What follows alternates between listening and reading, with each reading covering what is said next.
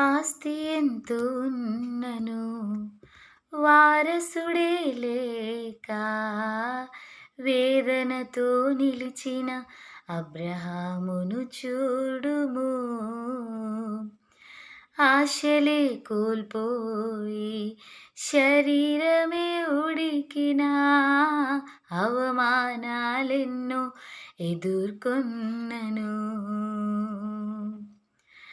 మాట్లాడే దేవుడే మౌనముగా నిలిచెనా ఎండిన స్థితిలో జీవముతో నింపెగా. వేచియున్న దినములే వ్యర్థములైపోయేనా లెక్కకు మించిన సంతానమును పొందెగా. నమ్ముట నీ వలనైతే సమస్తము సాధ్యమిగా.